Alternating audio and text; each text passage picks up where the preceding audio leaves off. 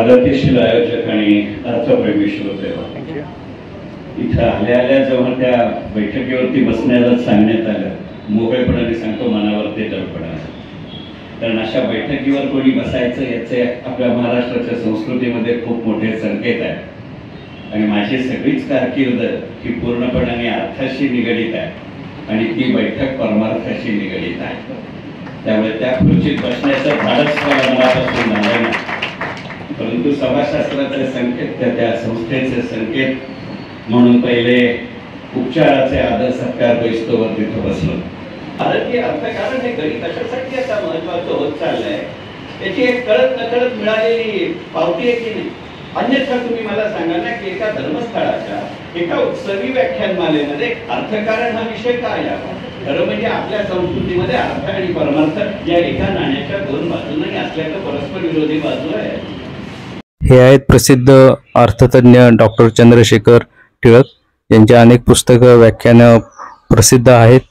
आज भारतीय अर्थव्यवस्था 2024 नंतर काय याबद्दल त्यांनी आज व्याख्यान दिले. त्याचा हा भाग आपल्यासाठी.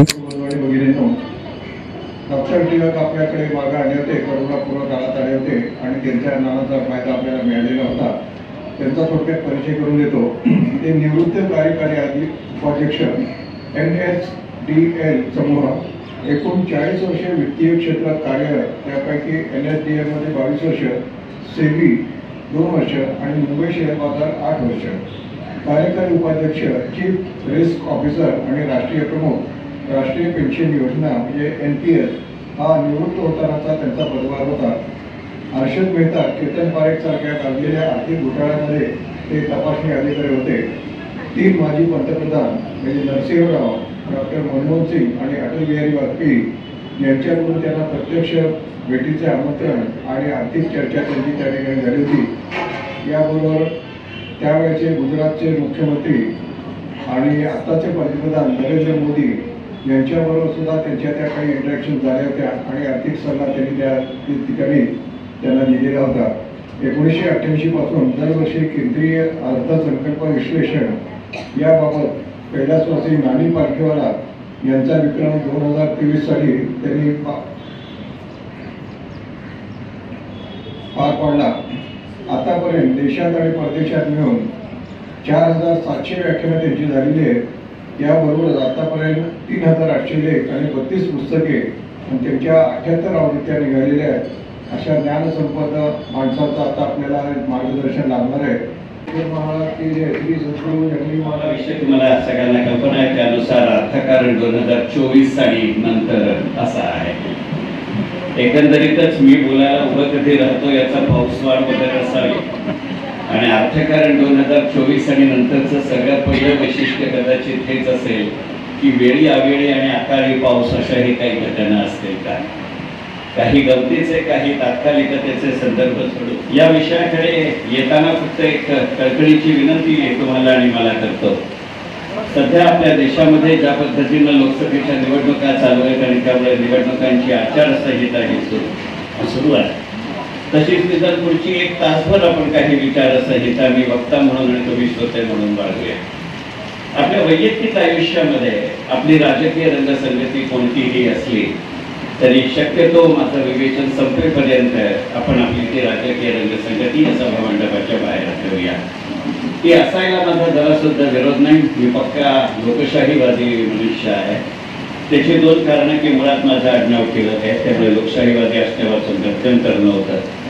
दुसरं पक्का शेअर बाजाराचा माणूस आहे, त्यामुळेही लोकशाहीवादी असण्यापासून गत्यंतर नव्हतं.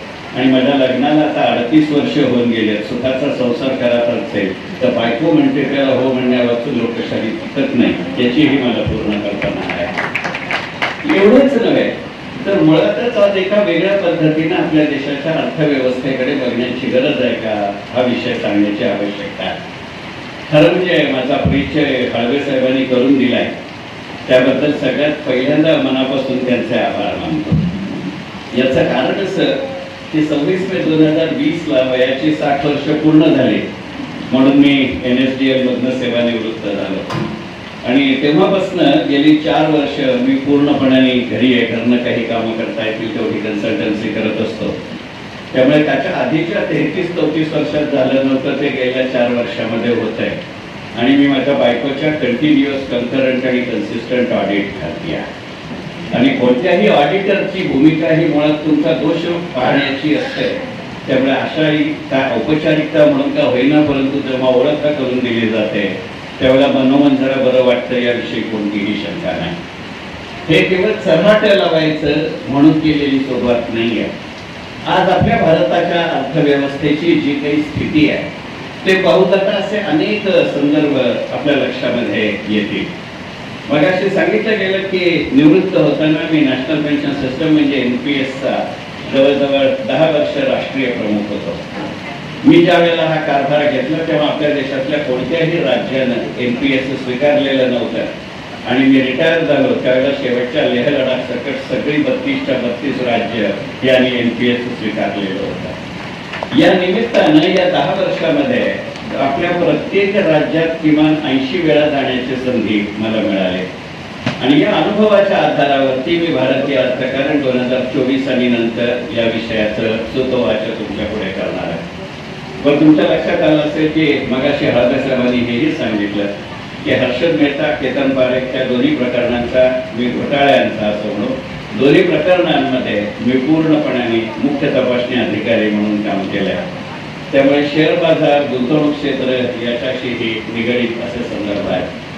त्यामुळे 1 तासाच्या मर्यादित वेळेमध्ये यातल्या जास्तीत जास्त पैलूंना स्पर्श करण्याचा मी प्रयत्न करेन.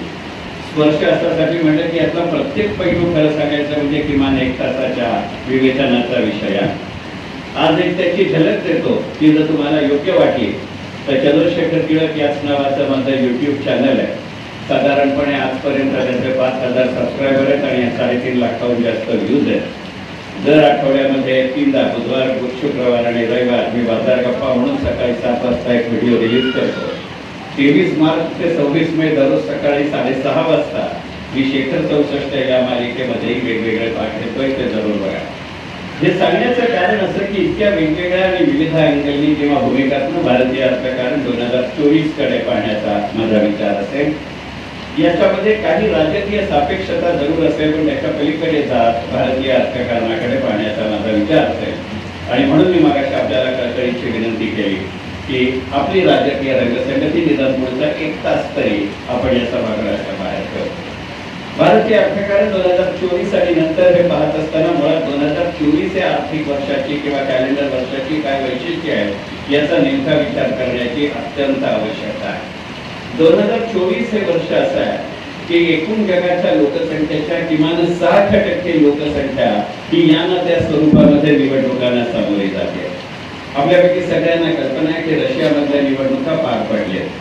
जे काही झालं त्याला निवडणुका म्हणायचं की नाही हा त्याच्या मतभेदांचा किंवा मतभिन्नतेचा विषय आहे. परंतु तिच्या कायद्याला धरून पुतीन पुन्हा एकदा राष्ट्राध्यक्ष झालेला आहे. खरं सांगायचं म्हणजे पुतीन तहहयात राष्ट्राध्यक्ष राहतील अशी त्यांनीच त्यांच्याच कारकिर्दीमध्ये त्यांच्याच घटनेमध्ये अशी केलेली फार मोठी तरतूद आहे. याचं महत्व आपल्या देशासाठी अशासाठी आहे की ही जर घटना 2020च्या आधी झाली असती, 2019 मध्ये झाली असती तर त्याचा फारसा विचार करण्याची आवश्यकता आपल्याला नव्हती. परंतु आपल्याला पूर्ण कल्पना आहे की अफगाणिस्तानचा ताबा तालिबाननी घेतल्यापासून आपल्या देशाच्या तेल पुरवठ्यावरती फार मोठ्या प्रमाणावरती विपरीत परिणाम झाले आणि त्यामुळे जगाच्या बाजारामध्ये तेलाच्या किमती कितीही कमी झालेल्या असल्या तरी आपल्या वाहतुकीचा खर्च अतोनात वाढत होता. आणि त्यामुळे कोणतंही सरकार जरी असलं तरी एकूण तेलाच्या किमती तुम्हाला आणि मला ज्या भावानं द्यावे लागतात, मग ते पेट्रोल असेल, डिझेल असेल, CNG असेल, गॅस असेल, एव्हिएशन फ्युएल असेल, कोणत्याही स्वरूपाचं, अगदी कोळसा सुद्धा त्याच्यावरती फार मोठ्या प्रमाणावरती फरक झालेला नव्हता. पण करोना नंतरच्या काळामध्ये आणि विशेषतः रशिया युक्रेनच्या युद्धानंतर अमेरिकेनं एका विशिष्ट पद्धतीची भूमिका ही रशियाबद्दल घेतली. मुळात तालिबाननं असं जाहीर केलं होतं की अफगाणिस्तानचे बंदर, अफगाणिस्तानची विमानतळं याचा तेलाच्या वाहतुकीसाठी भारताला किंवा एकंदरीतच त्या देशाच्या पूर्वेला असलेल्या कोणालाही उपयोग करून घेता येणार नाही. लाल समुद्र हा कधीच आपल्याला फारसा नव्हता आणि आखाती देश पूर्णपणानं अमेरिकेच्या ताब्यात होते. आणि अशा परिस्थितीमध्ये करोना नंतरच्या काळामध्ये रशियावरती अमेरिकेनं अशी बंधनं घातली की त्यांच्याकडे असलेल्या डॉलरचा उपयोग त्यांना करून घेता येणार नाही. त्यामुळे एस जयशंकर सारख्या आपल्या परराष्ट्र मंत्र्यांनी रशियाशी बोलणी सुरू केली आणि आज मितीला आपल्या एकूण तेलाच्या आयातीच्या सुमारे 59% वाटा हा आपण रशियाकडनं घेतो आणि त्यामुळे रशियाचा राष्ट्राध्यक्ष आपल्याला अनुकूल नसला तरी निदान प्रतिकूल असू नये याची काळजी घेण्याची नितांत आवश्यकता आहे आणि म्हणून रशियाच्या निवडणुकांचा सुरुवातीलाच केलेला उल्लेख आहे. बरं, इतकंच त्यांनी आपल्याला 59% तेल दिलं एवढंच गणित असतं तर फारसं फरक पडला नसता. परंतु आखाती देशांकडनं आपण तेलाची आयात करत होतो त्याच्या असलेल्या अटी आणि आपण रशियाकडनं जेव्हा तेलाची आयात करतो त्याच्या संबंधातले असलेले करारमदार यातले मूलभूत फरक लक्षात घेतला पाहिजे. आणि हा मुद्दा सुरुवातीलाच घ्यायचं कारण असं की या अशा छोट्या छोट्या घटकांमुळे फार मोठे परिणाम आपल्या देशाच्या अर्थकारणावरती होत आहेत हे गणित लक्षात घेतलं पाहिजे. ज्या वेळेला आपण आखाती देशांकडनं ओपेक कंट्रीजकडनं ऑइल प्रोड्युसिंग अँड एक्सपोर्टिंग कंट्रीजकडनं जवळजवळ 92 ते 93% वाटा आपल्या तेलाच्या आयातीचा करत होतो, उरलेला व्हेनेझुएलामधनं येत होता, त्यावेळेला आपल्याला आपल्या तेलाची किंमत पूर्णपणाने डॉलरमध्ये चुकवावी लागत होती. आज त्या वेळेला म्हणूनच कदाचित आपल्या देशाच्या अर्थव्यवस्थेमध्ये आपण डॉलरला नुसतं डॉलर कधीच म्हटलं नाही, त्याला पेट्रो डॉलर असं म्हणण्याची आपल्याकडे पद्धत होती. परंतु ज्या वेळेला आपण रशियाकडनं तेलाची आयात सुरू केली त्यावेळेला सगळ्यात पहिला समझोत्याचा भाग असा होता की आम्ही तुला डॉलरमध्ये तेलाचे पैसे देणार नाही. कारण मुळात रशियालाच अमेरिकेचे डॉलर वापरायची संधी नव्हती, अमेरिकेनं त्याच्यावरती बंदी घातली होती आणि मुळात आपल्याकडेही काही फार मोठे डॉलर होते अशातला भाग नाही. त्यामुळे तुमच्या लक्षात आलं असेल राजकीय रंगसंगतीच्या पलीकडे जायची जर आपली तयारी असेल तर गेल्या 3-3.5 वर्षामध्ये आपल्या देशाच्या अर्थव्यवस्थेमध्ये पेट्रो डॉलर हा शब्द पहिल्या इतका रूढ राहिलेला नाही. मग हे जर गणित चालू ठेवायचं असेल तर तिथे कोण राष्ट्राध्यक्ष आहे हे आपल्याला घ्यावं लागतं. कारण जर आज मितीला जगामध्ये ज्या 3 अर्थव्यवस्था आहेत की ज्या 6% जास्त वाढतात, मी 9%, 10% वगैरे काही म्हणत नाही, असं 9%, 10% एका रात्रीत जन्माला येत नाही. हे 40 वर्ष आर्थिक धोरण आणि त्याच्या अंमलबजावणी ही गणित केल्यानंतर लक्षात आलेलं गणित आहे. यातल्या अनेक पावलांची सुरुवात साधारणपणे 12 वर्षापूर्वी झाली आहे. मी 10 म्हटलेलं नाही. आता 10 आणि 12चा फरक मी तुम्हाला सांगायला हवं अशातला भाग नाही. कारण तुमचे आता राज्यसभेचेही खासदार आहेत, लोकसभेचे तुम्ही निवडणार आहात, त्याच्या पलीकडे मी या विषयावर बोलू इच्छित नाही. परंतु तुमच्या असं लक्षात येईल की याच्यामधला दुसरा घटक लक्षात घेतला पाहिजे की ज्या वेळेला आपण ओपेक कंट्रीज मधनं तेलाची आयात करत होतो, आखाती देशातनं तेलाची आयात करत होतो, त्यावेळेला त्यांच्या उंबरठ्यावरनं आपल्याला तेल उचलावं लागत होतं. त्यामुळे ट्रान्सपोर्ट आपल्याला भरायला लागायचं, डिमरेज आपल्याला भरायला लागायचं, इन्शुरन्स आपल्याला भरायला लागायचं. यातनं शहाणे होत आता अफगाणिस्तान तालिबान लक्षात घ्या, आता रशिया युक्रेन लक्षात घ्या.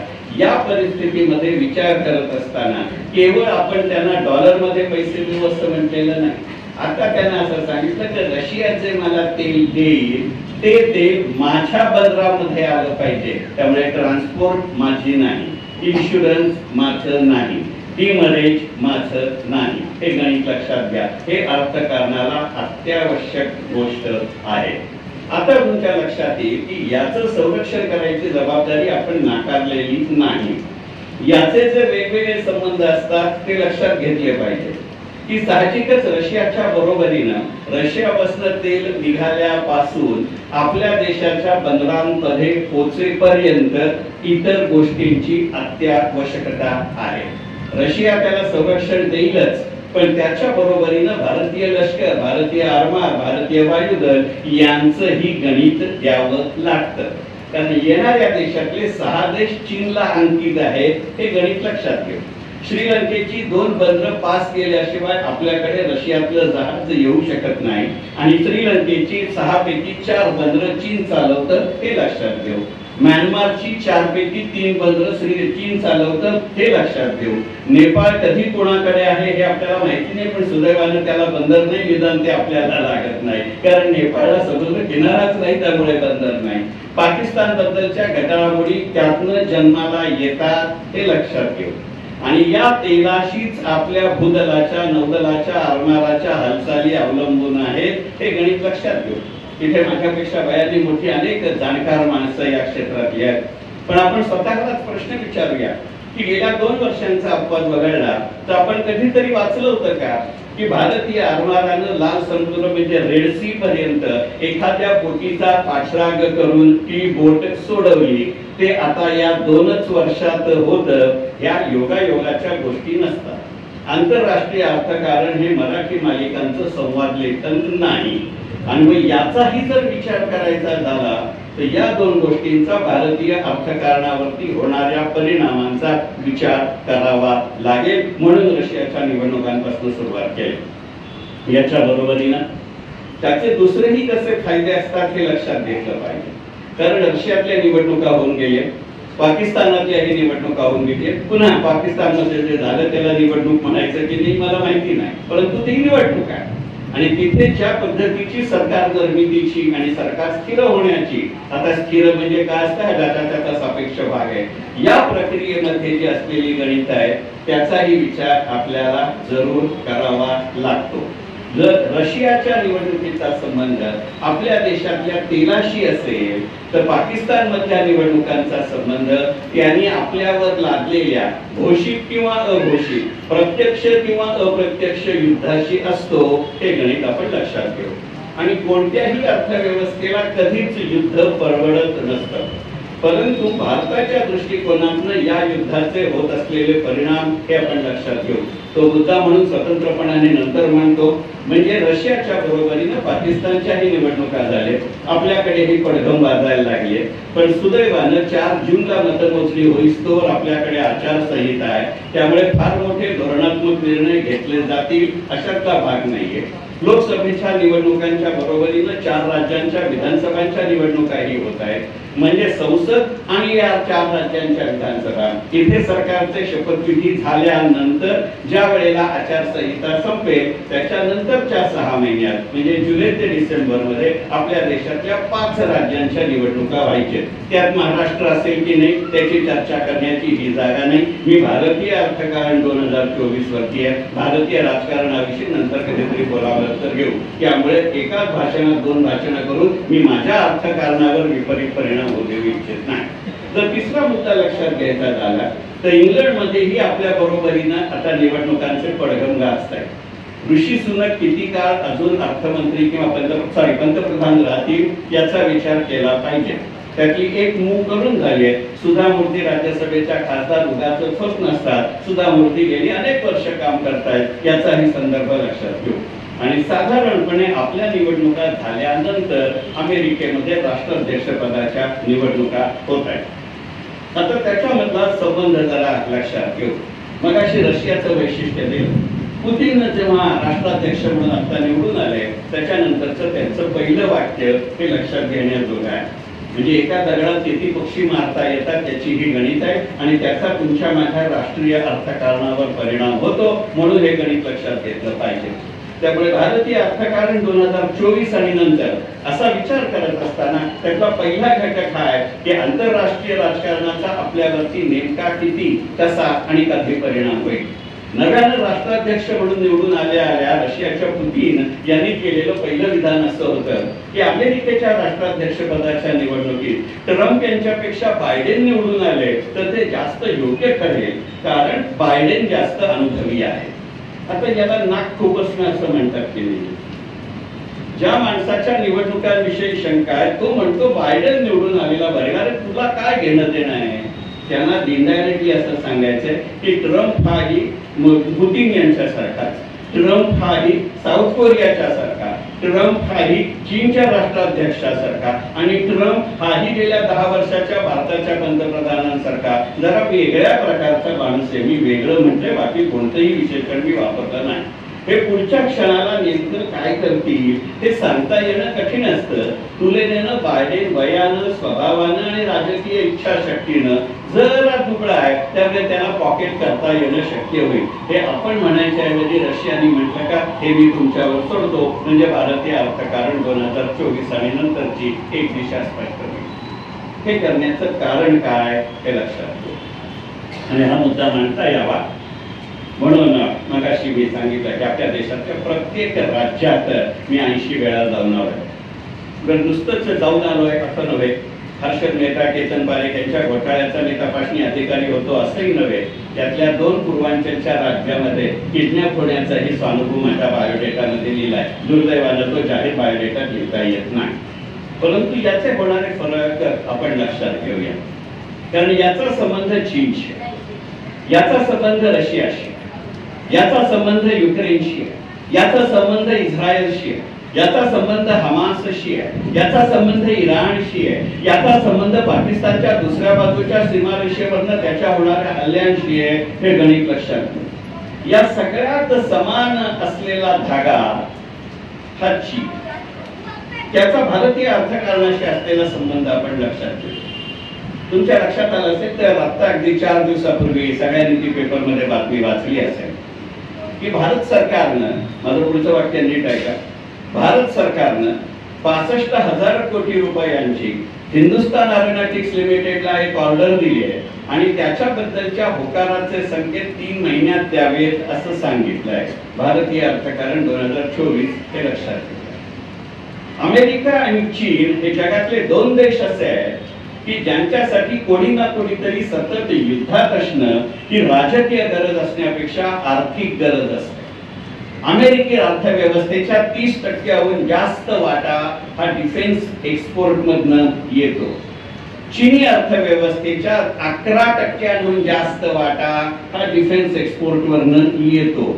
आणि म्हणूनच अलीकडच्या काळात निवडणुकीची आचारसंहिता जाहीर झाल्यानंतर चीन अरुणाचल प्रदेशचा सकट भारताचा नकाशा जाहीर करतं. त्याच्यामध्ये अरुणाचलचा काही भाग चीनचा भाग म्हणून दाखवतं. यात नवीन काही नाही. हे गेली 22 वर्ष सुरू आहे. पण या वेळेला ते एक पाऊल पुढे टाकतं आणि ते असं म्हणते की अरुणाचल मधल्या काही गावांची नावं ही अशी आहेत आणि ती आम्ही दिली आहेत, ती भारतानं मान्य केली पाहिजेत. आणि एरवी अत्यंत मवाळ भूमिका घेणारे आपले संरक्षण मंत्री राजनाथ सिंग यांनी दिलेलं उत्तर लक्षात घ्या. हे उत्तर संरक्षण मंत्र्यांनी दिलंय, हे उत्तर परराष्ट्र मंत्र्यांनी दिलेलं नाही. त्यातलं गणित लक्षात घ्या की जशास तसं उत्तर देण्याचं हे गणित आहे. हे कुठे जन्माला आलं आणि हे भारतीय अर्थकारण 2024 आणि नंतरचं व्यवच्छेदक लक्षण आहे. तुमच्या असं लक्षात येईल की मार्च 2020 मध्ये ज्या वेळेला रात्री 8 वाजता आपल्या माननीय पंतप्रधानांनी राष्ट्राला उद्देशून संबोधन केलं आणि आपल्याकडे 3 आठवड्यांचा लॉकडाऊन लागला, तेव्हापासून गेली 4 वर्ष रात्री 8 वाजता पंतप्रधान आपल्याला उद्देशून भाषण करणारे म्हणलं की नाही म्हणलं तरी पोटामध्ये गोळा येतो. 8च्या आधी हे कळलं तर आपण हाताला लागेल ती पिशवी घेऊन बाजारात जे मिळेल ते घरी घेऊन येतो. यातनंही अर्थकारण बदलतं का त्याच्याकडे नंतर येतो. पण नंतरच्या 5 दिवसांमध्ये दररोज दुपारी 4 वाजता सलग 90 मिनिटं तत्कालीन आणि विद्यमान अर्थमंत्री निर्मला सीतारामन आणि तत्कालीन अर्थ राज्यमंत्री अनुराग सिंग ठाकूर यांनी 5 पत्रकार परिषदा घेतल्या. प्रत्येक दिवशी ते 90 मिनिटं बोलले. 4थ्या दिवशी या 5च्या 5 पत्रकार परिषदा, आता माझ्या बोलण्यावर विश्वास होतो ते संदर्भ देऊन टाकतो, तेवढ्या करता हातात कागदी घेऊन मी उभा राहिलो. हे 5च्या 5 90 मिनिटांच्या पत्रकार परिषदा या फिनान्स मिनिस्ट्रीच्या वेबसाईट वरती उपलब्ध आहे. त्यातल्या 4थ्या दिवशीच्या पत्रकार परिषदेतलं मिनिट 76 ते मिनिट 81 हा आत्ताचा माझा मुद्दा आहे. त्या दिवशीच्या पत्रकार परिषदेमध्ये निर्मला सीतारामन आणि नंतर त्याचा अनुवाद करीत अनुराग सिंगजी ठाकूर यांनी जाहीर केलेली घोषणा अशी आहे की 2020 मधली गोष्ट आहे. आज आपण एप्रिल 2024 मध्ये बोलतोय, म्हणजे बरोबर 4 वर्ष झाले. ते गणित लक्षात घ्या. मार्च 2020 मध्ये आपल्या देशाचं आत्मनिर्भर हे धोरण जाहीर करताना अर्थमंत्र्यांनी असं सांगितलं की पुढच्या 5 वर्षामध्ये आपल्या संरक्षण विषयक उत्पादनाच्या किमान 75% वाटा हा भारतातच केला जाईल. किमान हा शब्द प्रयोग आहे, दॅट इज मिनिमम.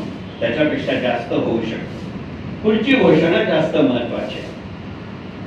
पुढची घोषणा अशी आहे की यापुढे, म्हणजे ह्याला टाइम लिमिट नाही, कन्सिस्टंट, यापुढे किमान 18,000 कोटी, 18,000 किमान नाही, 18,000 कोटी रुपयांपर्यंत किंवा जास्त अशी असलेली एकमुखी संरक्षणाची ऑर्डर ही फक्त भारतीय कंपन्यांकडूनच खरेदी केली जाईल.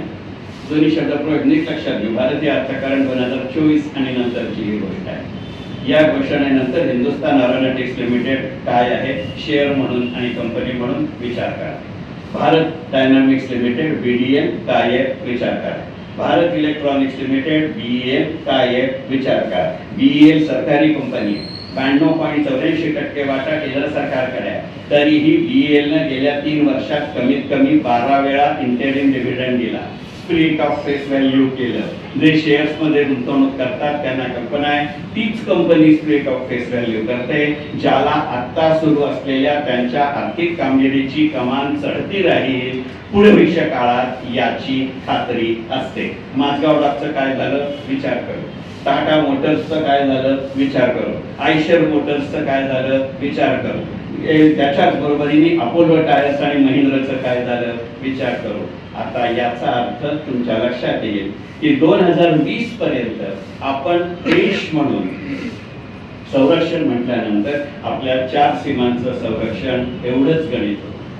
तेल, कोळसा आणि सोनं याच्या बरोबरीने संरक्षणाच्या आयातीमध्ये आपण देशामध्ये आणि जगाच्या बाजारामध्ये ते बेरोजगार होतो. आपण भीक मागत फिरत होतो, मागणी करत होतो. त्यामुळे ते म्हणतील या गोष्टींचा विचार करावा लागतो.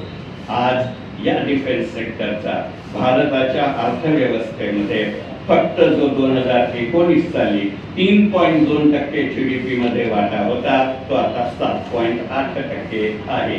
भारत अर्थकारण 2024 आणि नंतर 2 गोष्टी सांगतो.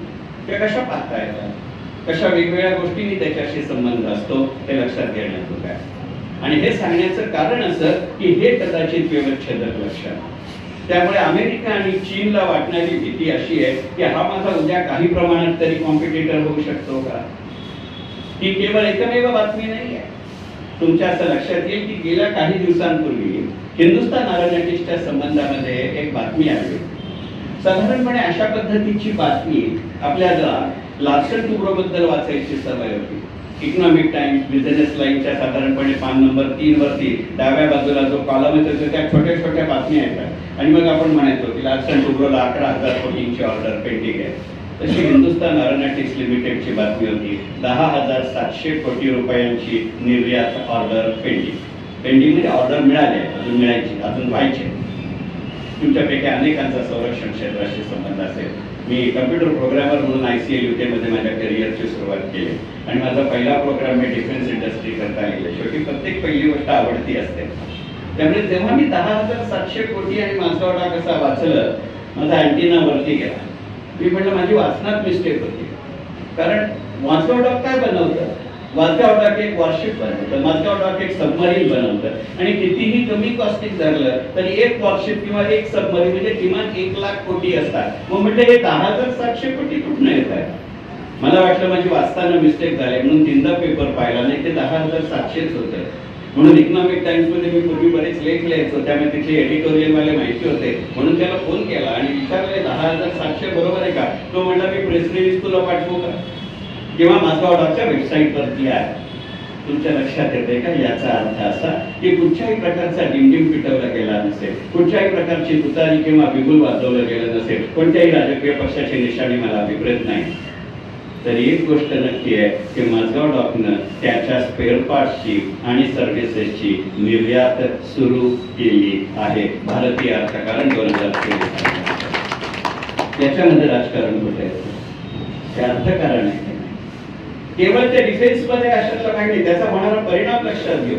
मग ते किमान 75 इथे आहे म्हणून BDL इथे येतं, म्हणून BEL इथे येतं, म्हणून HAL इथे येतं. HAL मध्ये इतकंच होतंय का हो. आपल्याकडे तुमच्या लक्षात आलं असेल की 26 जानेवारी 2024 जो आपला स्वातंत्र्य आपला प्रजासत्ताक दिन झाला त्याच्यात या वेळेला कोण प्रमुख पाहुणं होतं, फ्रान्सचे राष्ट्राध्यक्ष होते. आता डिफेन्स आणि फ्रान्स म्हटलं की आपल्याला फक्त राफेल आठवतं आणि राफेल एक फारसं भलं गणित नव्हतं. बिचारे काही सज्जन माणसे त्याच्यामध्ये भरडली गेली असतील, मी नाकारत नाही. परंतु तो केवळ योगायोग असतो का की 26 जानेवारीच्या परेडसाठी प्रमुख पाहुणे म्हणून राफेलचे राष्ट्राध्यक्ष येतात. 25 जानेवारीच्या संध्याकाळी भारत सरकार असं जाहीर करतं की भारत सरकार, फ्रान्स आणि टाटा ग्रुप एकत्र येऊन एक कंपनी सुरू करतील आणि हेलिकॉप्टरला लागणारे सर्व पार्ट भारतामध्येच करतील. आणि त्याच्यासाठी टाटा ग्रुप 27 जानेवारीला जाहीर करतं की 8,470 कोटी रुपयाची टाटा ग्रुप गुंतवणूक करेल. आणि बरोबर एप्रिल सुरू झाल्यानंतर टाटा सन्स 8,470 कोटी रुपयांचे एक प्रायव्हेट प्लेसमेंट करते. हे योगायोग असतात का?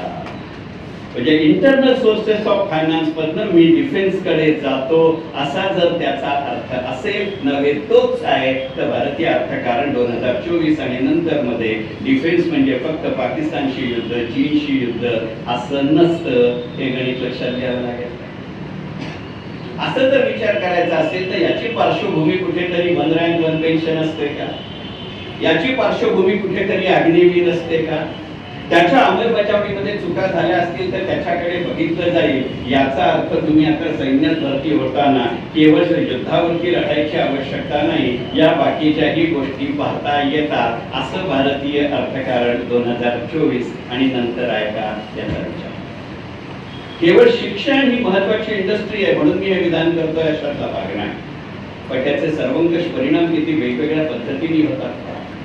हे जर संरक्षण विषयक उत्पादनाचं असेल, हे पहिलं उदाहरण मुद्दामून जाणीवपूर्वक देतोय, पण दुर्दैवानं अशा घटकांची चर्चा राजकारणाच्या पलीकडे जात ना माझे वर्तमानपत्र म्हणजे प्रिंट मीडिया करत, ना इलेक्ट्रॉनिक मीडिया करत, आणि सोशल मीडियामध्ये तर फक्त कट कॉपी पेस्टच असतं. म्हणजे मीही ते करतो, मी नाही नाकारत नाही, परंतु या मुद्द्याची आपण चर्चा. कारण भारतीय अर्थकारण हे गणित अशासाठी आता महत्वाचं होत चाललंय, त्याची एक कळत नकळत मिळालेली पावती आहे की नाही. अन्यथा तुम्ही मला सांगा ना की एका धर्मस्थळाच्या एका उत्सवी व्याख्यानमालेमध्ये अर्थकारण हा विषय काय यावा? खरं म्हणजे आपल्या संस्कृतीमध्ये अर्थ आणि परमार्थ या एका नाण्याच्या दोन बाजू नाही, असल्याचं परस्पर विरोधी बाजू आहे. असं जर करायचं असेल तर म्हणजे हे थोडक्यात आपण रामदास आणि तुकारामांच्या अर्थकारणाकडे जातोय का याचा विचार करण्याची नितांत आवश्यकता आहे, पण तो आजचा विषय नाही. पहा, मगाची घोषणा की भारतीय कंपन्या देतील हे गणित जरूर लक्षात घेऊ. मगाशी माझी ओळख करून देताना अविनाशजीने नाहीतरी माझ्या आडनावाचा उल्लेख केलाय. लोकमान्य टिळकांचा वारसा दिला होता का? माझं आधीचं भाषण याच व्यासपीठावरचं 5 वर्षापूर्वीचं लोकमान्य टिळकांचा अर्थकारण हा संदर्भ देतो आणि पुढे जातो. थोडं विषयांतर झालं तर माफ करा. आज ज्या संरक्षणाची आपण व्याख्या करतोय ना, ते 1905 साली नागपूरमध्ये काँग्रेसचं अधिवेशन झालं होतं आणि तिथे लोकमान्य टिळकांनी मांडलेला आर्थिक ठराव आहे की संरक्षण विषयक सर्व उत्पादन भारतामध्येच झालं पाहिजे. भारतीय सैन्यामध्ये चढाओढीनं लोकांना कमिशन मिळाली पाहिजे. कमिशन ऑफिसर असं म्हणतो, त्याची ही गणित आहे. बघा आता त्याचे कुठे संकेत मिळतात का? हे गणित ज्या वेळेला त्या पुढच्या मुद्द्याकडे जातं की बहुतेक खरेदी ही भारतातल्या कंपन्यातनं, त्याचाही संकेत त्या 1905च्या ठरावामध्ये आहे. त्यावेळेला टिळकांना ब्रिटिश सरकारनं असं सांगितलं, तुम्ही काही काय म्हणता, त्यावेळेला ते काउन्सिलचे सभासद होते. असं कसं होईल? भारतामध्ये एवढी गुंतवणूक कोण करणार? ते म्हणले विदेशी गुंतवणूक चालेल, विदेशी तंत्रज्ञान चालेल, पण कामगार इथलाच पाहिजे, उपभोक्ता इथलाच पाहिजे, सैनिक इथलाच पाहिजे. मग आता 18,000 कोटीच्या आसपास आणि वरील सर्व टेंडर फक्त भारतीय कंपन्या देतील. आता हे गणित जुळतं का नाही? याचा झालेला परिणाम लक्षात घेऊ.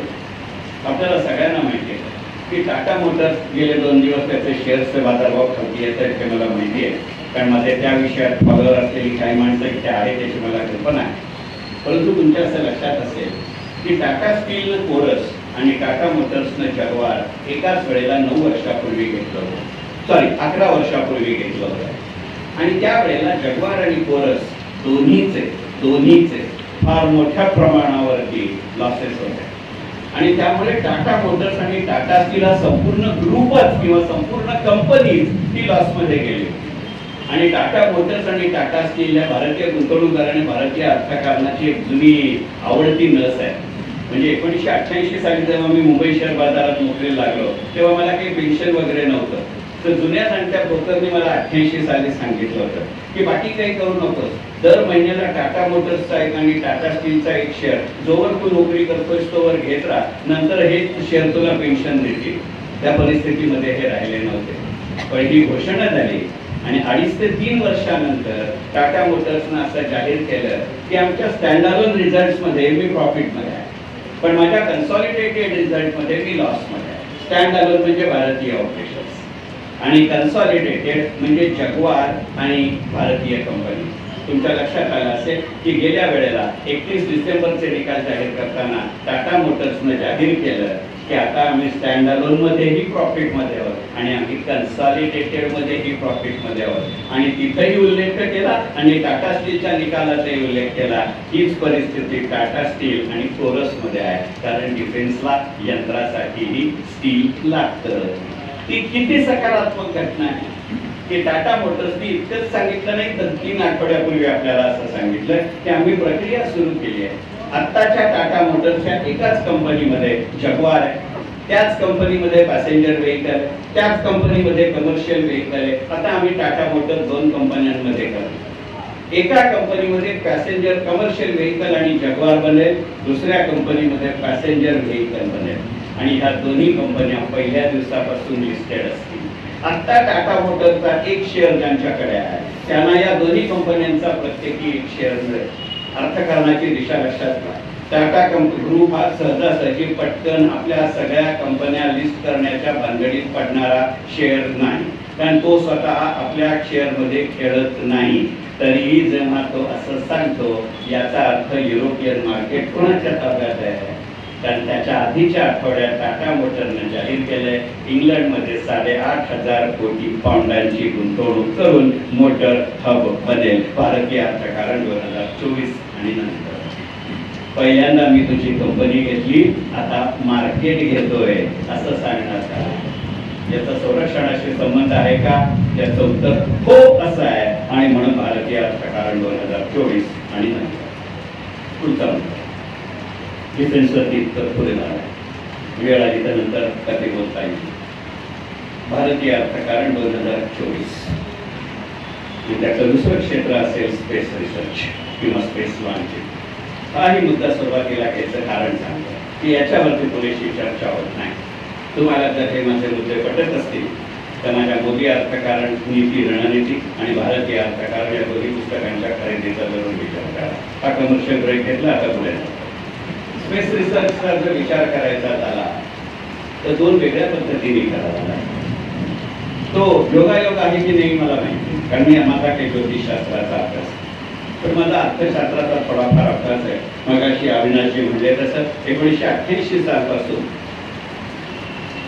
मी सातत्यानं केंद्रीय अर्थसंकल्पाचं विश्लेषण करतो आणि मोदी, डॉक्टर मनमोहन सिंग, नरसिंहराव आणि अटल बिहारी वाजपेयी हे 4 पंतप्रधान असे ज्यांनी मला भेटायला बोलावलं होतं, जे माझा बराफार अभ्यास असावा. कारण अर्थसंकल्पाबद्दल आधी आणि नंतर सादर व्हायचे आहे. गेल्या 38 वर्षात जवळजवळ 350 अंदाज वर्तवले आणि 350 पैकी 349 बरोबर आहे. म्हणून मी स्पेसचा विचार करतो. बरोबर आला आपण टाळ्या वाजतो ना, मलाही वाचवायला मिळत असं काय करणार. स्पेस रिसर्चचा विचार करा, कारण हे क्षेत्र वेगळं आहे आणि या क्षेत्राचा विचार अशासाठी करायला लागेल की तुम्ही आणि मी नागरिक त्याच्याकडे कसं बघतो याच्यावर त्याचं पुढचं यश अवलंबून. कारण वर्षानुवर्ष या क्षेत्राकडे आपण दुर्लक्ष केलं, पण आता जर मला हे क्षेत्र वाढवायचं असेल तर त्याच्याकडे तंत्रज्ञान म्हणून मला पाहावं लागेल, त्याच्याकडे एक विद्यार्थी म्हणून मला पाहावं लागेल. 40 वर्ष फिनान्शियल सर्व्हिसेसमध्ये मी काढली आहेत. रिटायर झालं तेव्हा माझ्या डिपार्टमेंटमध्ये 250 जण होते. त्या 250 पैकी 238 जण इंजिनियर होते आणि मग MBA फायनान्स होऊन माझ्याकडे आले होते. आता असे सगळे इंजिनियर MBA फायनान्स होऊन माझ्याकडे आले तर डिफेन्स वाढवू कशाच्या जोरावर? असे जर सगळे इंजिनियर MBA फायनान्स होऊन माझ्याकडे आले तर मी स्पेस कशाच्या जोरावर वाढवू याचा विचार करावा लागेल. का या स्पेसचं गणित काय आहे हे जरूर सांगायला आवडेल मला.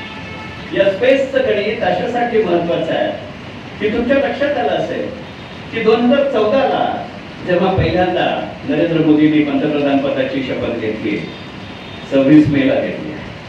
26 मे माझी जन्मतारीख आहे. तर त्यांची जन्मतारीख 17 सप्टेंबर आहे, ती जी माझ्या मोठ्या मुलाची आहे. त्यामुळे मी गमतीने माझ्या बायकोला म्हणतो की 26 मे आणि 17 सप्टेंबरला जन्माला आलेल्या व्यक्ती कशा वागतील याचा अंदाज मला फर्स्ट हँड आहे. त्याच्या जोरावरती मी हे गमतीनं विधान करतोय असं म्हणायला हरकत नाही. तुमच्या लक्षात येईल की 26 मे 2014ला मोदींनी पंतप्रधानपदाची पहिल्यांदा शपथ घेतली आणि त्यांचा पहिला जाहीर कार्यक्रम 1 जून 2014ला इस्रोमध्ये होता. त्यावेळेला आपण इस्रोनं श्रीहरिकोटामधनं आपण 9 सॅटेलाइट लॉन्च केले होते. तो राष्ट्रीय विक्रम होता. 26 जानेवारी नंतर 2019 मध्ये मोदींनी पंतप्रधान पदाची दुसऱ्यांदा शपथ घेतली. पुन्हा पहिल्या 5 जाहीर कार्यक्रमाच्या पंतप्रधान म्हणून मोदींनी पुन्हा इस्रोला भेट दिली. त्यावेळेला आपण 117 सॅटेलाइट लॉन्च एकाच दिवशी केले होते. तो जागतिक विक्रम. Is it not an industry which is opening up?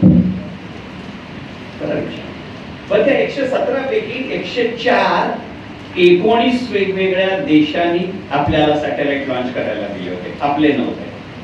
Is it not a new industry which is opening up? भारतीय अर्थकारण 2024 आणि नंतर त्यावेळेला मी एक मुद्दा, कारण मी बऱ्याच मॅनेजमेंट इन्स्टिट्यूटमध्ये व्हिजिटिंग फॅकल्टी म्हणून जात असतो, ज्यावेळेला हा मुद्दा मांडला आणि मी सहज त्यांना विचारलं की हे कशामुळे झालं असेल.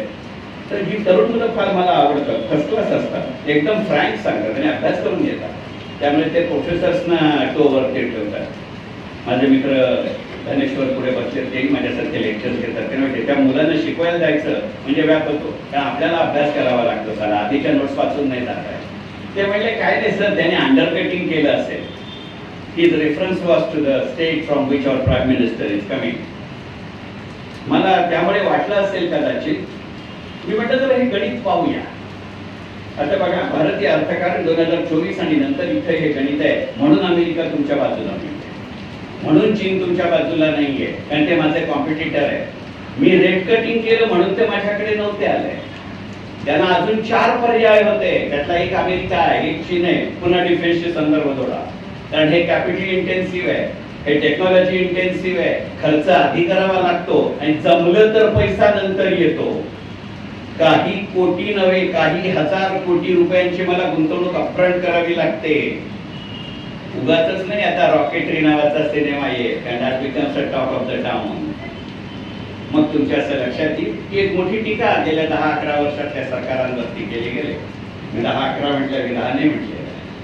मनमोहन सिंगांच्या सरकारच्या शेवटच्या वर्षामध्ये त्याही सरकारवरती ही टीका झाली की ह्या 10-11 वर्षामध्ये पंतप्रधान ज्या वेळेला परदेशामध्ये गेले त्या वेळेला पंतप्रधानांच्या शिष्टमंडळामध्ये मीडियाचं प्रमाण कमी होत गेलं आणि सरकारी अधिकाऱ्यांचं प्रमाण वाढतं झालं. त्याचं कारण असं होतं, ज्या देशात गेल्या 11 वर्षात आपण गेलो त्या वेळेला त्यांना आपण सांगायला लागलो की सॅटेलाइट आम्ही लॉन्च करायला तयार होतो, तुम्ही आम्हाला परवानगी द्याल का? काही जण म्हणजे आम्ही तयार होतो, आम्हाला बघायला आवडेल. मग आपण त्यांना विचारलं की तुम्हाला कुठच्या क्षेत्राचा अभ्यास करण्यासाठी करायचा आहे? त्या 17 पैकी 12 देशांनी सांगितलं आमचं ऍग्रिकल्चर, कृषी क्षेत्राचा अभ्यास करण्यासाठी सॅटेलाइट लॉन्च करायचं. मग आपण त्यांना विचारलं की ती पॅरामीटर सेट करायची असतील. मी फक्त कम्प्युटर इंजिनियर आहे, प्रोग्रामर आहे, मी तुम्हाला सांगितलं. ज्या वेळेला कम्प्युटर प्रोग्राम आम्ही करतो त्यावेळेला आम्हाला डोमेन समजून घ्यावं लागतं, याच्याशिवाय मला पॅरामीटर सेट नाही करता येत. बरं, हे तर एकदा लॉन्च केलं की माझ्या हातात फारसे राहत नाही, म्हणजे आधीच काळजी घ्यावी लागते. मग त्यांना विचारलं आणि आपण असं करूया का, तुमच्या देशातले काही तज्ञ, तुमच्या देशातले काही सरकारी अधिकारी, आमच्या देशातले काही तज्ञ, आमच्या देशातले सरकारी अधिकारी, अशा सगळ्यांना मिळवलं. तुम्ही आणि मी नाही जायचं, ते जातील, ते ग्राउंड लेवल रियालिटीचा अभ्यास करतील. आपण त्याचा रिपोर्ट तयार करू. काही देश हो म्हणले, तो रिपोर्ट सबमिट केला, त्याचे पैसे घेतले. मग ते रिपोर्ट केल्यानंतर ते म्हणले आता ह्याही तुम्हाला मान्य आहे हो, मग आता ह्याच्यावरती पॅरामीटर बनवू हो, पॅरामीटर बनवले, त्याचे पैसे घेतले. मग म्हणले आता हे त्या सॅटेलाइट मध्ये सेट करू, चालेल म्हणले, त्याचे पैसे घेतले. मग तो सॅटेलाइट लॉन्च केला, त्याचे पैसे घेतले. आता तुमच्या लक्षात आलं की जगातल्या इतर अनेक देशांच्या तुलनेमध्ये भारतीय रुपया गेल्या 20 दिवसाचा जर अपवाद वगळला, कारण तो काल 83.53 होता याची मला कल्पना आहे. अशा वेळेला जर विचार करायचा झाला तर आपला डॉलरच्या तुलनेमध्ये रुपया जगातल्या इतर अनेक देशांच्या तुलनेमध्ये का स्थिर होता. We were not only the volume but the frequency also decides where you want to say. भारतीय अर्थकारण 2024 आणि नंतर धरणात केलेलं आहे. भारतीय अर्थकारण 2024 आणि नंतर हे केवळ इतक्या आंतरराष्ट्रीय राजकीय पातळ्यांवरती अवलंबून आहे अशातला भाग नाही. स्थानिक पातळ्यांचा विचार करूया का आपण, तेही घटक फार महत्वाचे. आणि एवढ्या करता माझ्या गेल्या 10 वर्षातल्या प्रत्येक राज्यातल्या 80 व्हिजिट्सचा उपयोग होतो. त्या डिफेन्स आणि स्पेस रिसर्चचं एक वेगळं महत्त्व सांगतं. ते एकमेकांशी रिलेटेड आहे. एक माझा अनुभव सांगतो आणि मग नंतर त्या क्षेत्राकडे येतो. मी त्यावेळेला NPSचा चार्ज घेतला 1 सप्टेंबर 2010ला. त्यावेळेला मी माझ्या ऑफिसला कबूल केलं होतं की 32च्या त्यावेळेला 30 होती, 30च्या 30 राज्य आणि केंद्रशासित प्रदेश मी रिटायर व्हायच्या आधी. पण मॅनेजमेंटने नाही ठरवायचं कुठचं राज्य काय, तो चॉईस मला द्यायचा. म्हणजे काहीच हरकत नाही, कारण तोपर्यंत माझी बरीचशी मेरिट ट्रू झाली होती. ऑफिसच्या टोटल रेव्हेन्यूच्या 70%हून जास्त रेव्हेन्यू माझं एकट्याचं डिपार्टमेंट देत होतं. आणि त्याच वेळेला ठरवलं होतं की काश्मीर आणि पूर्वांचलची 7 राज्य यांना प्रायोरिटीवरती गेली. आणि म्हणून त्यावेळेला मी पहिल्या दिवसापासून अरुणाचलच्या मागे होतो की तुम्ही NPS द्या, मला येऊन तुम्हाला भेटायचं आहे. त्यांनी परवानगी दिली, याला म्हणले. मी ऑफिसला सांगितलं मी अरुणाचलला जातोय. सेक्रेटरीला सांगितलं तिकीट बुक कर, 3 सप्टेंबर 2010 मधली गोष्ट आहे. ती म्हणली सर कसं जाणार? काळजी होती बिचारीला, म्हणजे खरंच निष्ठा होती. म्हणजे कसं जाणार म्हणजे इतर जातात तसं. ती म्हणली मुंबईहून गुवाहाटीपर्यंत विमानाने जाता येईल, सप्टेंबर 2010 मधलं सांग. त्यातनं पुढे कसं जाणार? कारण त्यावेळेला अरुणाचलमध्ये रेल्वेही नव्हती, अरुणाचलमध्ये विमानतळही नव्हती. 2च पर्याय होते, हेलिकॉप्टर आणि गुवाहाटीपासून इटानगरपर्यंत रस्ता. मी घरी म्हटलं मी इटानगरला जातोय. तोपर्यंत बायको आणि 2 मुलांना कल्पना झाली होती कोणता वाल्या कोणी त्यांच्या नशिबात यायची. तर माझा भाऊ म्हटला की तू इटानगरला जातोय, ठीक आहे, तुझे 2 कलिग आर्मीमध्ये आहेत जरा मित्र, माझे बॅचमेट्स, त्याच्याशी जरा बोलून घे. ते म्हणजे इटानगरहून गुवाहाटीहून इटानगरला हेलिकॉप्टर जाता येतं की. पण जरा म्हटलं भरपूर इन्शुरन्स काढून ठेव, मित्रच ते. म्हटलं का रे? ते म्हटलं नाही, अद्याप 3 अरुणाचलनी मुख्यमंत्री हेलिकॉप्टर क्रॅशमध्ये गमावली आहे. कारण गुवाहाटीहून उडतं ते इटानगरचं हेलिकॉप्टर लँड होण्यापेक्षा क्रॅश होतं. आणि गेल्या कित्येक वर्षात ते मुख्यमंत्री असोली ना हेलिकॉप्टरचा पत्ता लागलाय ना माणसाचा पत्ता लागलाय. ते पदानं CM होते, तू फक्त नावानं CMS, चीफ चंद्रशेखर मोरेश्वर टिळक. त्यामुळे पर्यायच नव्हता दुसरा ट्रेन कारने जाण्यापासून. गुवाहाटी ते इटानगर 2010 मध्ये मी गेलो, त्यावेळेला फक्त एकतर्फी 14.5 तास लागले होते. गुवाहाटी क्रॉस केल्यानंतरचा रस्ता, त्याला जर रस्ता म्हणायचा असेल तर मग नदीच्या कोरड्या पात्राला काय म्हणायचं मला माहिती नाही. आज जेव्हा रिटायर व्हायच्या आधी फेब्रुवारी 2020 मध्ये मी शेवटच्या अरुणाचलला ऑफिशियल भूमिकेत गेलो, त्याच्यानंतर पर्सनल भूमिकेत गेलोय. त्यावेळेला इथे रेल्वे होती, एक विमानतळ होता, हेलिकॉप्टर सेवा बरीचशी ऑर्गनाइज्ड होती. तरीही मी रस्त्याने जायचाच हट्ट धरला. मी फक्त 4.5 तासात इटानगरला पोहोचलो, मीटिंग केली आणि गुवाहाटीला परतलो. हे माझं कौतुक म्हणून नाही सांगत आहे, याचं आर्थिक स्वरूप आपण लक्षात घेऊ. अरुणाचलमध्ये चीन का वाढती भूमिका घेतं त्याचं गणित हे आहे. म्हणून मी म्हटलं की डिफेन्सशी रिलेटेड आहे. या प्रक्रियेमध्ये आता असं झालं की गुवाहाटी ते इटानगर दिवसभरामध्ये 11 गुड्स ट्रेन जातात. काही ठिकाणी तिथे एकच ट्रॅक आहे, त्यामुळे त्यांचा स्पीड मुळात आपल्यासारख्या नव्हे. 250 डबे एका जागी गाडीला असतात.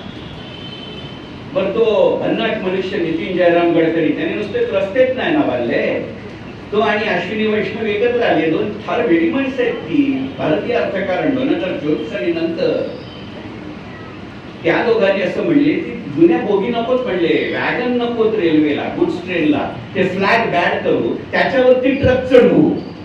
रोरो मध्ये आपण गाडी चढवतो तसे. मग 250 ट्रक जात आहेत, कल्पना करा काय स्पीड असेल. म्हणून यांनी ठरवलं की दिवसा फक्त गुड्स ट्रेन सोडायच्या. आपल्याला तुम्हाला माहिती की होता की नाही छंद माहिती नाही, पण मी अगदी निम्न मध्यमवर्गीय कुटुंबात जन्माला आलो. माझा लहानपणचा आवडता खेळ होता स्टेशनवर जायचं आणि मालगाड्या गेल्या की त्याचे डबे मोजायचे. वयाच्या 60व्या वर्षी मी डबे मोजले. इटानगरला उभं राहून 250 डबे होते. आणि रात्री फक्त पॅसेंजर ट्रेन सोडायच्या, कारण गुड्स ट्रेनवर हल्ले जास्त होतात ते दिवसा. कळतंय का? आज अरुणाचल तुमच्या आणि माझ्या GDPच्या 2.74% वाटा देतो. 2023 साठीचा जो आर्थिक अहवाल जाहीर झाला आहे केवळ रिझर्व्ह बँकेने नाही दिलेला, केवळ सेंट्रल स्टॅटिस्टिकल ऑर्गनायझेशनने नाही दिलेला, केवळ मोदी सरकारने मोदी भक्तांनी नाही दिलेला, एशियन डेव्हलपमेंट बँकेनं दिला. आणि त्यांनी सांगितलं 2022 आणि 2023 या 2 वर्षात भारतात सगळ्यात जास्त ज्यांचा विकास दर वाढला त्यातलं एक अरुणाचल आहे. भारतीय अर्थकारण 2024 आणि याचा डिफेन्सशी असलेला संबंध आपण लक्षात घेऊया. अरुणाचल चीनला हवंय, तो किती हवा आहे. या प्रक्रियेमध्ये अरुणाचल NPS इम्प्लिमेंट करत असताना मधले 18 महिने असे होते की ज्याच्यात मी सलग 9 वेळेला अरुणाचल मध्ये गेलो, पण मला ते इम्प्लिमेंट करायचं. मला एक दिवशी फायनान्स सेक्रेटरी म्हणले की आज रात्री राहणार आहेस का परत जाणार आहेस. म्हणलं काय 14.5 तास काय परत प्रवास करतोय, राहणार आहे. नाही म्हणजे अशासाठी म्हणलं की संध्याकाळी 6:30 वाजता तुला चीफ सेक्रेटरीनी भेटायला बोलावं.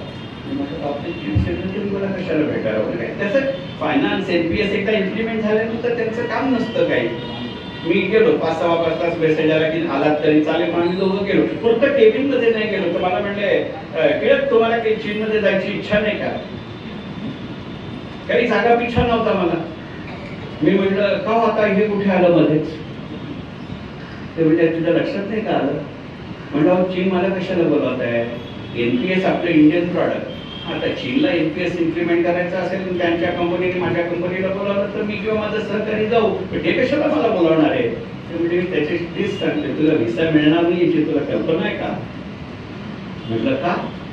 अरे म्हणजे वेळेत तुझ्या लक्षात नाही का आलं.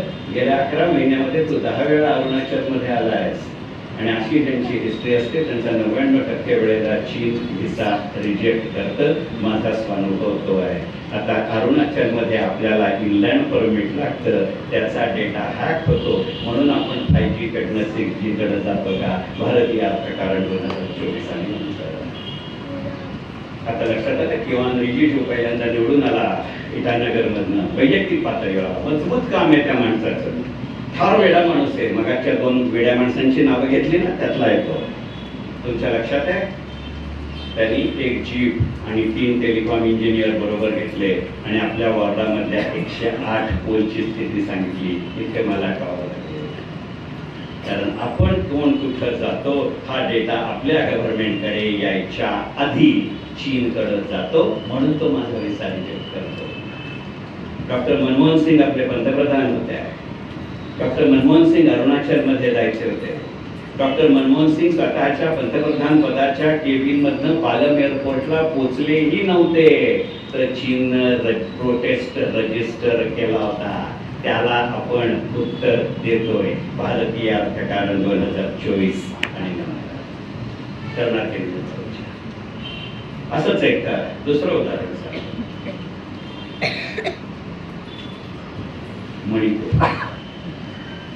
मणिपूर आणि त्रिपुरा म्हटल्यानंतर काय लक्षात येतं.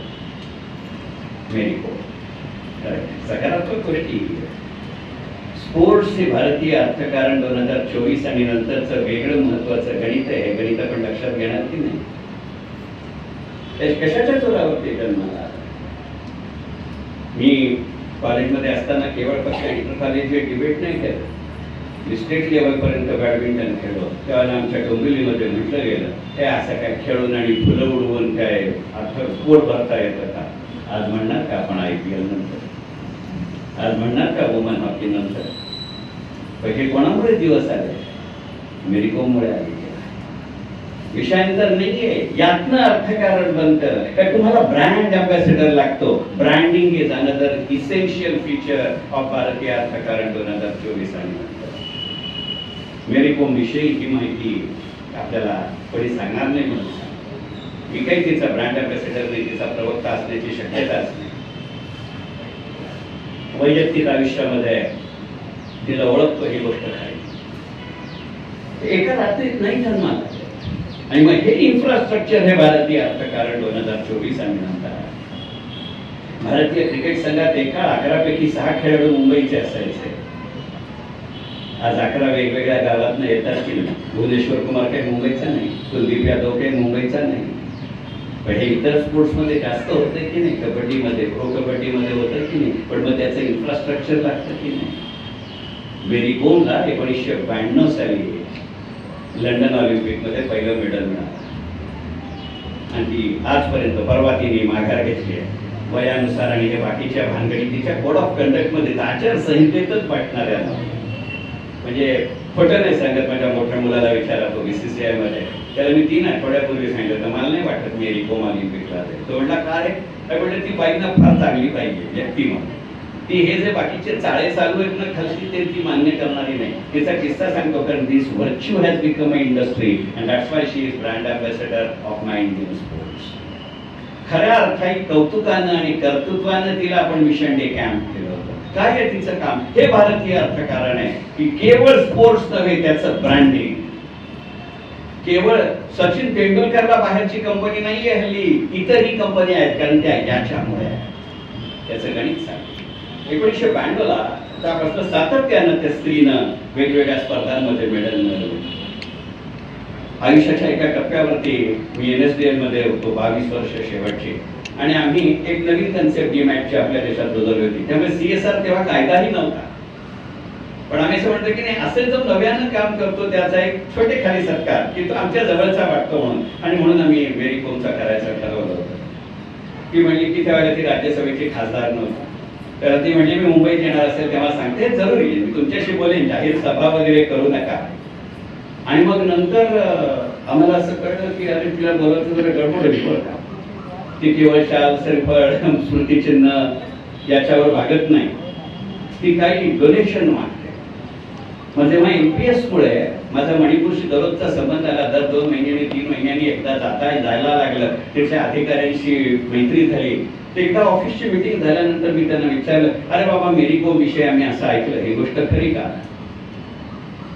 तो म्हणला याचं उत्तर, म्हटलं म्हटला हो. म्हणला अरे ती कॅश घेते का चेक घेते? तो म्हणला अकाउंट पे चेक, मी फायनान्सचा माणूस. मी म्हणलं फार येडीचे बाई, एखादा चांगला चार्टर्ड अकाउंटंट नेमायचं की नाही, असे पैसे घेऊन घेतात ते कोण अकाउंट पे चेक नाही घेता का? कॅश मध्ये घेतलं समजू शकते. आमची अखेर सलग एवढीच, शेअर बाजारवाला माणूस ना. तो म्हटलं कोणाच्या नावाने? तो म्हटलं आता मी सांगतो, तू पुढच्या मिटिंगला येशील ना तेव्हा सांगतो. पुढच्या मिटिंगला मी पुरता बसलो नाही, त्याने असं एक पाकिट माझ्या पुढे सरकवलं, फेकलं नाही म्हणत, कारण फेकल्याला आपल्या मराठीत वाईट अर्थ आहे, सरकवलं. ते तिची भावना पुढचं वाक्य ऐकल्या लक्षात येईल. मी ते पाकिट उघडलं, त्या पाकिटामध्ये 3 चेक होते. ते 3ही चेक मेरी कोमनं राज्य सरकारला दिले होते, जे तिला त्याच्या थांबा त्याच्या पुढचा किस्सा आहे म्हणून मी टाळी वाजवणार. आणि खरोखर हे भारतीय अर्थकारण आहे, म्हणून माझ्या स्पोर्ट्सला आज किंमत आहे. तिला ते सरकारात मिळालेले चेक आहेत, अकाउंट पे आहे, कंपनीचा स्टॅम्प आहे, कंपनीच्या ऑथोराइज सिग्नेचरची सही आहे. खरोखर तिने फक्त पोस्टमन सारखं, कुरिअर बॉय सारखं वाहून आणलंय. ते 3ही cheque director general of sports state government of Manipur या नावाचे आहे. अशा पद्धतीनं तिनं मणिपूर स्टेट गव्हर्नमेंटला फक्त 78 कोटी रुपये मिळवून दिले. भारतीय सरकारही चांगली कामं करतात भारतीय अर्थकारण. ते म्हणतात का असं तू पैसे देते, तुझी अट काय, तुझं नाव देऊ का इन्स्टिट्यूटला, तुझ्या नवऱ्याचं देऊ का, आईचं देऊ का, सासूचं देऊ का, मुलाचं देऊ का, नातवंडाचं विचारलं नसेल, कारण माझ्या माहितीनुसार मेरी कोमला अजून नातवंड नाहीये. ती म्हणली नाही माझी काही अट. ती म्हणे असं नका करू, काहीतरी सांगा, आमची पंचायत होते. कल्पना करा हो, स्टेट गव्हर्नमेंट सांगतो तू काहीतरी अट घाल म्हणून. ती म्हणजे असं आहे का, ठीक आहे अट का घ्यायची ना, तर माझी एक अट आहे. म्हणजे आपल्या देशामध्ये केवळ मणिपूरमध्ये, केवळ नागालँडमध्ये, केवळ मिझोरममध्ये आम्हाला इथनं उठून गुवाहाटीला जायला लागतं. जी मगाशी अरुणाचलची स्थिती सांगितली तीच इथे. त्यामुळे म्हणली चांगली कला आहे, चांगला वकूफ आहे, पण त्याला संधी नाही, पण जाण्या येण्यातच वेळ जातो. खरं आहे. तर ती म्हणजे माझी एकच आहे, आपली इन्स्टिट्यूट आपण अशी मोठी करू की ज्याला तुम्हाला वाटेल की त्या खेळात त्या माणसाला गती आहे, त्याला वेळीच चांगली संधी मिळाली, सुविधा मिळाली, तर तो राष्ट्रीय पातळीवर, आंतरराष्ट्रीय पातळीवर खेळेल. त्याला तो किंवा ती जी कोण असेल ती त्यांना इथं येऊन काम करायची, प्रशिक्षण घ्यायची संधी मिळाली पाहिजे. तुमच्या लक्षात आलं, मीराबाईच्या मुलीका तिचे आभार मानले. गेल्या 38 वर्षामध्ये हे 24 आणि 38 म्हणजे 32-38 नाही, सॉरी, आपल्या देशाला मिळालेल्या मेडलच्या 77% मेडल नॉर्थ ईस्टर्न स्टेट मधली आणि तीही मुलींची आहेत. हा योगायोग असतो. ही राज्य आहेत ती. जेव्हा महेंद्रनं मीराबाई चानूला, दीपा कर्माकरला तिला मेडल मिळाल्यानंतर एक फार मोठी कार दिली. त्याचा स्पीड 240 km/h होता आणि दीपा कर्माकरनी त्याच कार्यक्रमामध्ये दिल्ली परत गेली महेंद्रला. ती म्हणली, अरे ही गाडी घेऊन मी काय करू? ही गाडी चालवता येईल असे रस्ते नाहीत, ना वेगासाठी ना यंत्रासाठी. आज तिथनं आपण किती रस्ते बनवले, दिवसाला 32 किलोमीटर वेगाने. भारतीय अर्थकारण 2024. काश्मीर मुद्दामून शेवटचा विषय घेतला, कारण काश्मीर हा विषय असा आहे. मी तुम्हाला आणि आयोजकांना कळकळीची विनंती केली, काश्मीर या विषयावर मला स्वतंत्र बोलायला आवडेल. कारण गेली 22 वर्ष मी काश्मीरशी निगडीत आहे. काश्मीरच्या अनेक इन्व्हेस्टिगेशन मध्येही मी सहभागी आहे. अगदी परवा माझं काश्मीरवरचं पुस्तक प्रकाशित झालंय. 3 आठवड्यात त्याची 3री आवृत्ती येते. हाही कमर्शियल टेक्स्ट समजायला हरकत नाही. आज काश्मीरमध्ये आर्टिकल 370 बाजूला झालंय, म्हणून सगळं ऑलवेल झालं. आपण ती संस्कृती समजून घेतली, पण त्यातनं व्यवहार सुरू झाले. मनामधली भीती कुठेतरी कमी होती आहे. आणि एक अंदाज असा आहे की जसं अरुणाचलचं मगाशी मी उदाहरण सांगितलं, पुढच्या 3 वर्षात काश्मीर होईल अनदर पॉवर सोर्स. आता लक्षात आलं, गेल्या 5 महिन्यामध्ये काश्मीरवरचे हल्ले का वाढले, पुन्हा डिफेन्स आलं, पुन्हा नेटवर्क आलं. भारतीय अर्थकारण 2024 आणि नंतर हे का होतं? अजून शेवटची 5 मिनिटं. 7:10 थांबेल म्हटले, 7:05 झाले. शेवटी 32 वर्ष शेअर बाजाराचं मीठ खाल्लंय. ते कुठंतरी अंगी किती लागलंय कळलंय तुम्हाला? का भारतीय अर्थकारणावरती आज एवढे हल्ले होतात? देशांतर्गत होतात, देशाबाहेरचे होतात. कारण माझा देश केवळ आपला देश म्हणजे आपला देश केवळ आकर्षक गुंतवणुकीची संधी नाही आहे, ती आश्वासक गुंतवणुकीची संधी आहे. आपला एकमेव देश आहे की ज्यानं गेल्या 22 वर्षामध्ये एकदाही आपलं ट्रेडिंग सायकलही एका दिवसानं वाढवलेलं नाही, सेटलमेंट सायकलही एका दिवसानं वाढवलेलं नाही. जगातला आपला पहिला देश आहे जो T+0 सेटलमेंट मध्ये काम करतोय. कल्पना करा हे अर्थकारण किती बदललं याचा विचार करूया. 1988 साली मी मुंबई शेअर बाजारात लागलो. 1991 साली आपल्या देशामध्ये नरसिंहराव आणि आमचं राजवट लागू झाली. डॉक्टर मनमोहन सिंग त्याचे अर्थमंत्री होते. माझ्या सुदैवाने मी मगाशीच म्हटलं, या दोघांनाही पंतप्रधान पदाच्या त्यांच्या कारकिर्दीत भेटण्याची मला संधी मिळाली. पण मनमोहन सिंग अर्थमंत्री असताना तेव्हा मी मुंबई शेअर बाजारात होतो आणि तेव्हा असं ठरलं होतं, कारण तेव्हा NSE जन्माला नव्हतं आलं, की केंद्र सरकार आणि मुंबई शेअर बाजार यांनी जगातल्या वेगवेगळ्या देशांमध्ये जाऊन आपल्या इन्व्हेस्टमेंट प्रपोजल्सचं प्रेझेंटेशन करायचं. त्यावेळी मी मराठी, हिंदी, इंग्लिश, उर्दू आणि गुजराती या 5ही भाषेत बोलायचो आणि जर्मन मला चांगलं येत असे, म्हणून त्या एवढी मी तरुण होतो तरी झालं. त्यावेळेला जाऊ तिथे फटके खायला लागायचे. कोण येणार तुमच्या देशामध्ये? आज शेअर घेतलं तर 32 दिवसांनी मिळतात, आज शेअर विकलं तर 32 दिवसांनी पैसे मिळतात. त्या 1200 स्क्वेअर फुटामध्ये 3,500 माणसं जमतात. त्या गोंधळामध्ये कळतं का? तुम्ही वहीमध्ये लिहिणार की कागदावर उतरवणार? कोण खरं कोण खोटं कसं कळणार? आज तिथनं T+32 मधनं मी T+0 झालो. आणि जे देश तेव्हा मला थोडकावत लावत होते ते आज माझ्या केंद्र सरकारला सांगतात, कृपा करून T+0 आणू नका, आमचे पैसे ट्रान्सफर होऊ शकत नाही. भारतीय अर्थकारण 2024 आणि नंतर क्रिप्टो करन्सीला ठाम विरोध केला, प्रचंड दबाव आला, नाही आला. कोणीही अर्थमंत्री असू दे, कोणीही रिझर्व्ह बँकेचा गव्हर्नर असू दे, कोणीही पंतप्रधान असू दे, गेली 32 वर्ष 10 नाही आम्ही सांगितलं आम्ही क्रिप्टो करन्सी मान्य करणार नाही. आज म्हणजे दोन्ही लॉजिक सिद्ध झाले की नाही? काय म्हणत होते?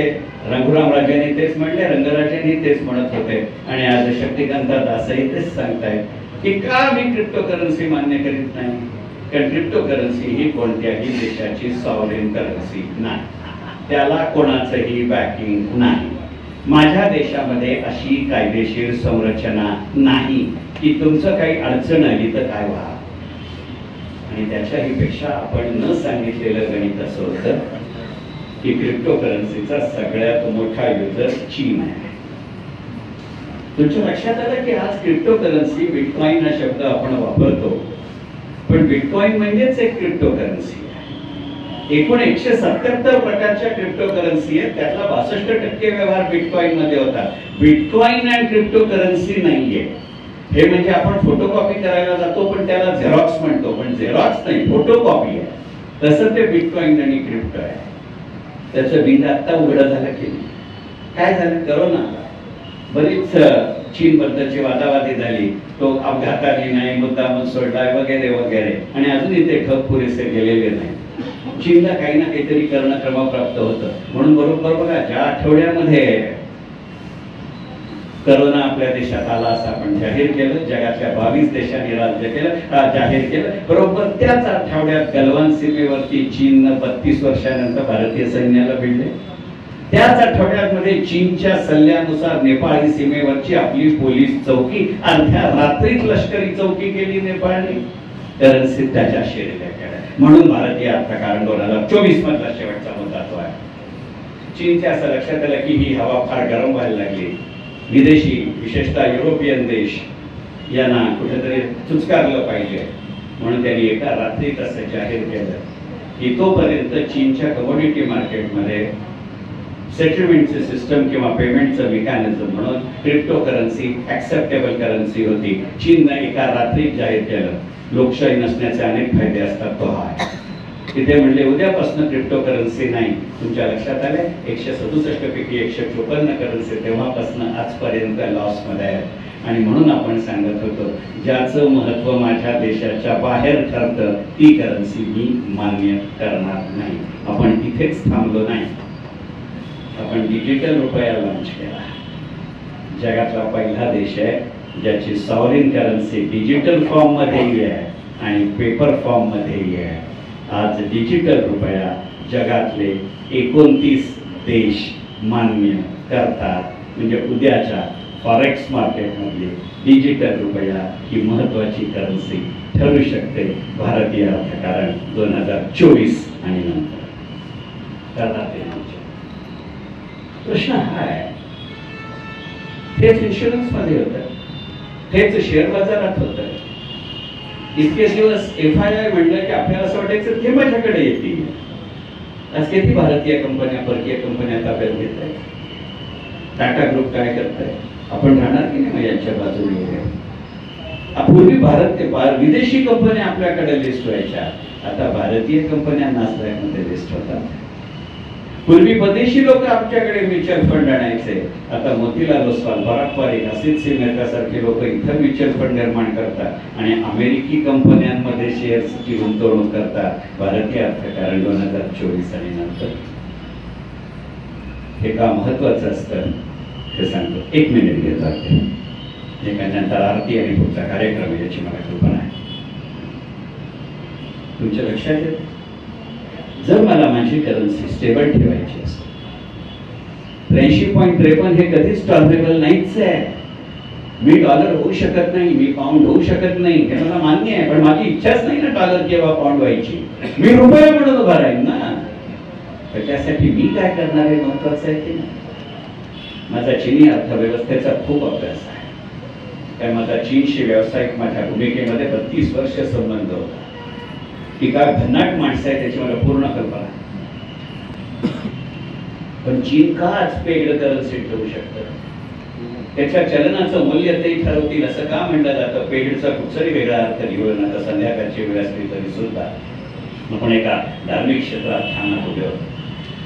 त्याचं कारण असं आहे की आज चीन जरूर वीक आहे, मान्य करोनाच्या पेक्षा, पण ज्या वेळेला आपण ताठमानेनं सांगतो की स्वातंत्र्योत्तर भारताच्या आर्थिक इतिहासात सगळ्यात जास्त फॉरेक्स पातळी माझी आहे, माझ्या फक्त 138 पट फॉरेक्स चीनकडे आहे.